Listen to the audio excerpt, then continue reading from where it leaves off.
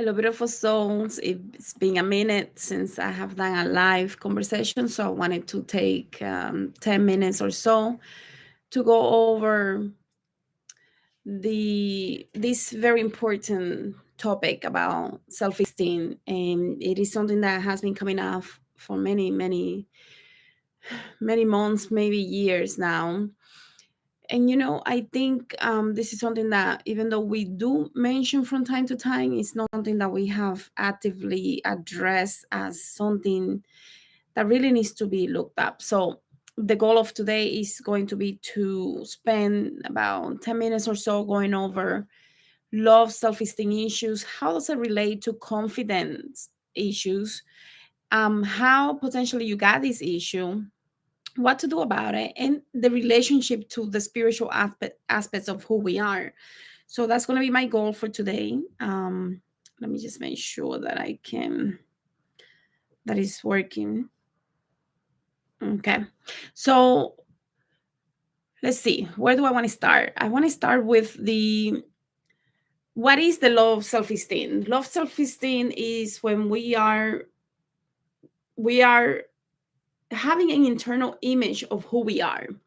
Is like a reflection image of how we see, how we feel about ourselves, how the impressions that we have about ourselves, and so on. So when we think of the love self-esteem issues, a lot of people think love self-esteem. I don't have love self-esteem. I might have a confidence issue on a very specific thing. But the more that you dig deeper into that very specific thing, what happens is that it's almost like opening a can of worms. One thing leads to another and another and another. And next thing you know, we're dealing with self-worth issues. So self-esteem is that image that we have of ourselves. However, the deeper that you go into that area, the more that you contemplate and reflect, it comes back to self-worth. So, how do we get these issues and how does it relate to spiritual aspects of who we are? Is something that I want to touch base on today. So, we understand that this self-esteem issues is, you might hear yourself saying, I don't feel like I am lovable. I feel unloved. I feel like I go out of my way to please others. I try to avoid criticism. I don't like criticism. I have a lot of self doubts and insecurities. I feel like I have to be a pushover. Like I cannot be assertive. I feel like I don't have a lot of strengths. I have a lot of weaknesses, and I spend a lot of my time on my weaknesses. And by the way, this is might not be something that you said. This might be a program that you're running that is unconscious, like people pleasing.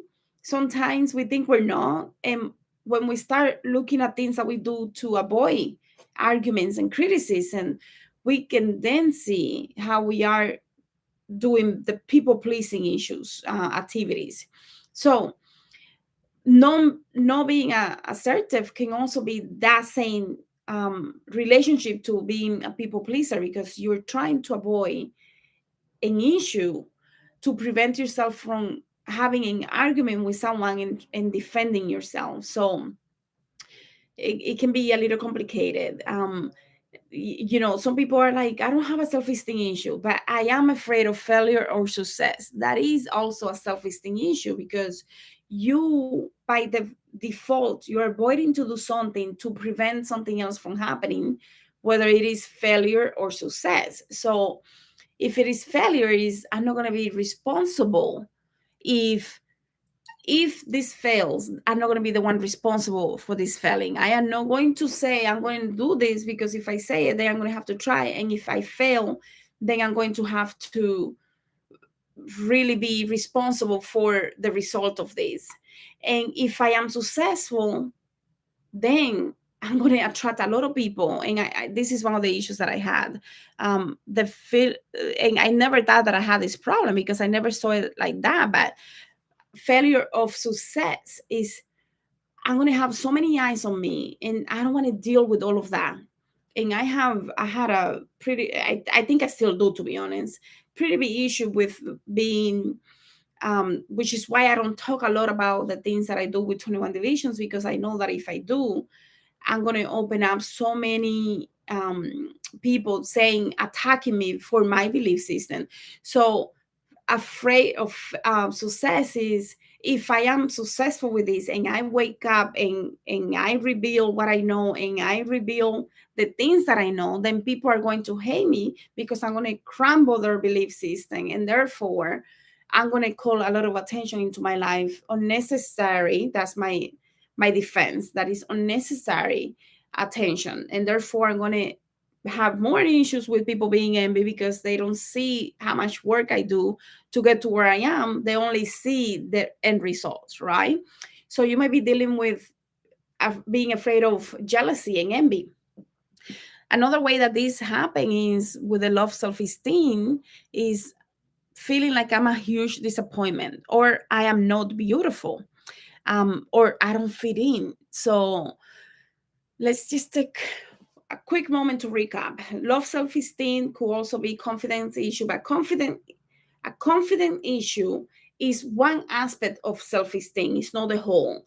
The whole of self-esteem is feeling unlovable, people pleasing, self doubts, feeling like you cannot be assertive, focusing on your weaknesses, being afraid of failure or success, feeling like I don't fit in, feeling I am a huge disappointment, feeling I am not beautiful enough to have a man, to have anyone love me, feeling like I don't fit in because I don't have friends, I don't have a group, a tribe that understand me and my feelings. Therefore, I feel secluded, I feel alone, and that is also an issue with self-esteem. So when you think of self-esteem, you want to think about the things that you prevent yourself from doing that keeps you away from what you really want out of life, to understand if you really have a self-esteem issue. And when we look in the back of self-esteem, normally what we see is self-worth issues. So when we go a little deeper, what we're going to find, and later I'm going to relate it to the spiritual aspect, so please hang in with me. What you're going to find when we look at how this developed, this self-esteem issue, I'll give you my overview of what I think. Of course, there are many other people talking about this issue potentially on YouTube and other platforms. So you can also, if you have this issue, definitely something that you will want to research more deeply. So with self-esteem, it could be punishment. It could be like, I went through so much punishment for being who I was. So now I have to be somebody else to prevent myself from feeling punished. Or being addicted to punishment to the point that you do things in order to continue to punish yourself. I know that sounds crazy, but we are complicated human beings. So in childhood, a lot of abuse happened: verbal, physical, emotional, mental, and spiritual. This is where the spiritual aspect comes in. A lot of the times we are seeing things or communicating with beings, we're having experiences that makes us believe something, and when we share that with family, they make us feel like we are crazy, or we are just creating things out of imagination. We don't know any better. And therefore, all of these things, a lot of the clients that I see that have a lot of power within them, they had the ability, obviously, to see, and all the children's do, right? Like every child can see this, because before the age of 7, we're pretty open. So you're seeing entities, you're seeing different things. You might be seeing extraterrestrials, you might be seeing demons, you might be seeing dead people, you might be seeing fairies, who knows? Whatever it is that you're seeing, and you tell someone and they don't believe you, so you feel like you cannot share your truth, or if you do, you're going to be punished because now you're being called crazy or you're making things up. So the lack of belief from them makes you feel like you have to die yourself. So that starts opening up the self-doubts, issues, traumas within you.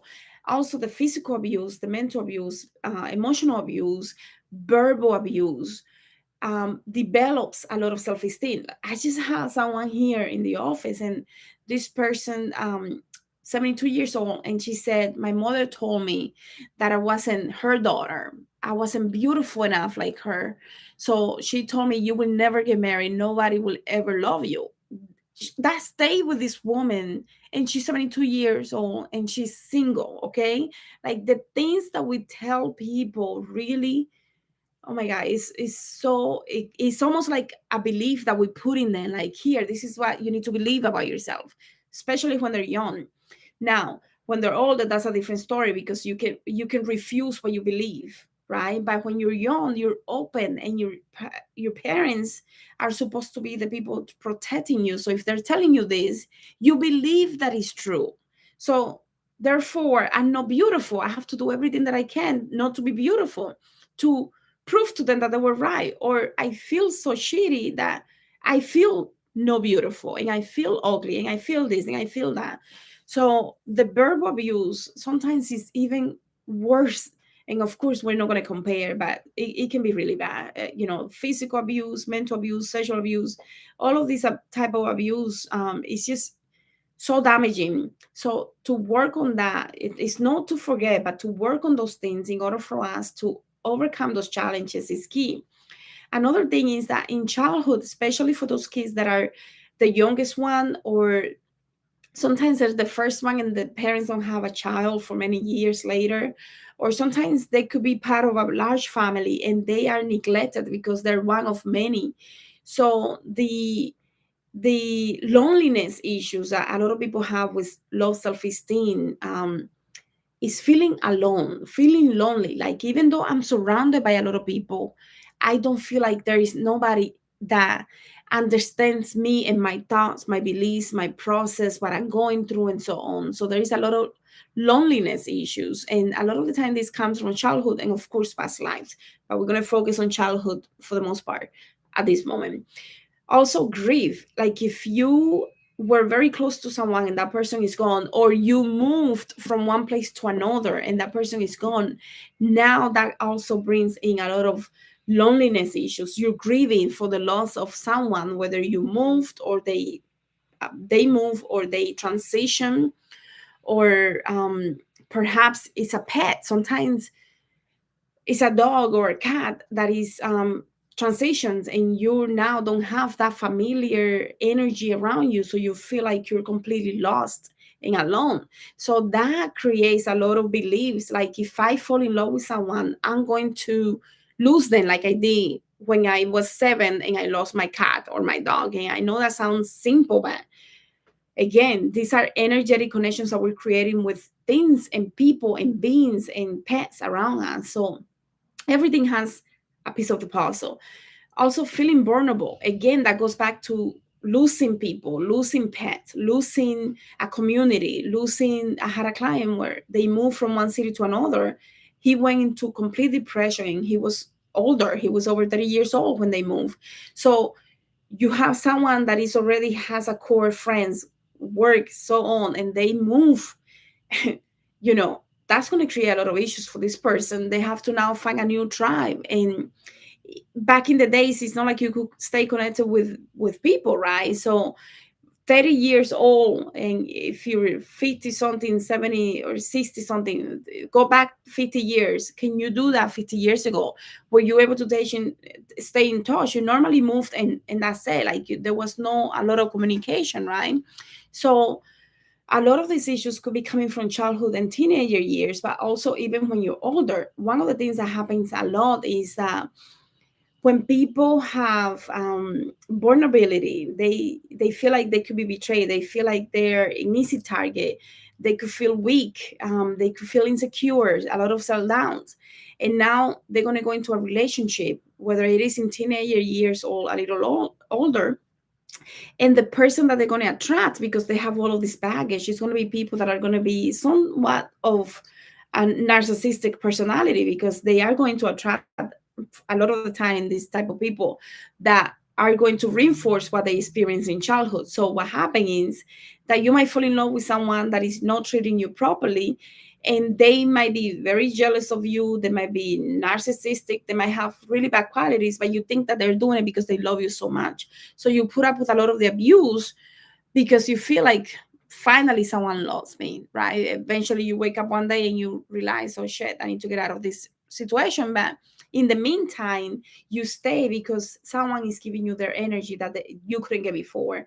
And I know this is very simplified, but I'm trying to cover a lot of things in one video. So how does this relate to the spiritual aspects? Is because when we go back into childhood, and if you believe in reincarnation, you're also going to see that a lot of these root issues of these things come from other experiences. So a child that feels very lonely at 3 years old, even though the parents are around and they might have siblings or they might just be a single kid, right? Um, an only child, they might have issues because they're reliving experiences from past lives. So it's not that there is an issue here necessarily, but that a lot of other pieces from past lives are coming in to influence those feelings, because this is something that the person has to overcome in this life, that feeling of feeling disconnected, of feeling a loss, feeling alone.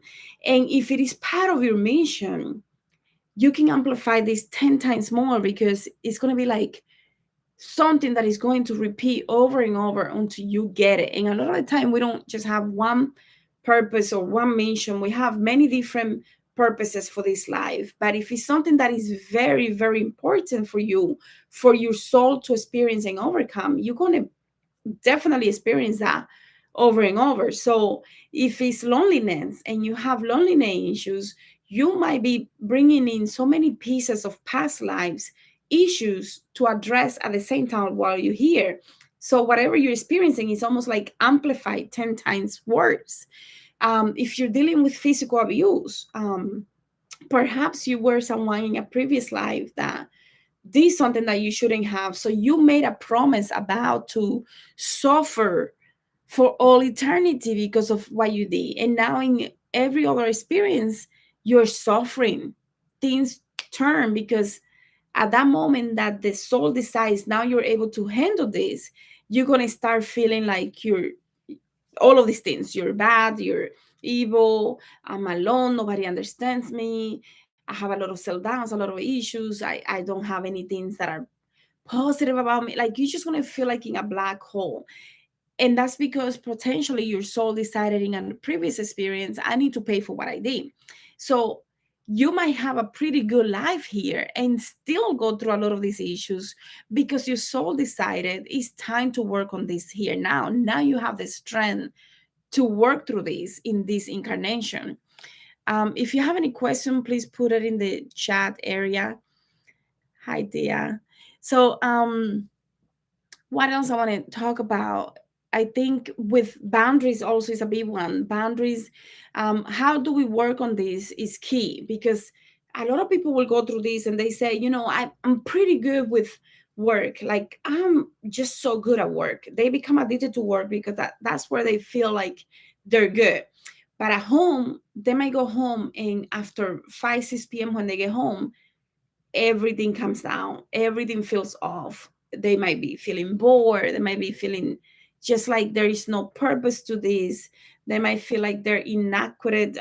They're just not very good with other people around them, family, friends, or they might be having some type of addiction as soon as they get home, because their self-worth is so based in the work life that when they go home, they start yelling at the kids. They just don't feel like everything is working out. The moment they wake up, they feel good. They're going to work, everything is good, life is good for the next 8, 10, 12 hours, and then they go home and it's back down again. So obviously there is an issue there with what is going on when you get home, and working that backwards to understand what is the real issue here.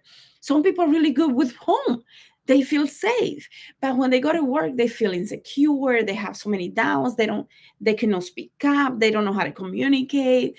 The whole thing collapses and it's like a hell. Like I'm living a living hell when I'm at work, and when I go home finally I'm free. So it could be either way, right? Or you could have friends that are triggering you all the time for the purpose of you realizing what is it that I need to work through, what is it that is creating Why am I manifesting all of these things in order for me to heal, right? So it could be with romantic partners where you feel like, there is always something about this person that I don't like, but I stay because I don't think I can find somebody else. That's a big, obvious self-esteem issue, right? Where you feel like I'm not worthy enough to find somebody else, so I need to settle for this person or situation or work, whatever it may be.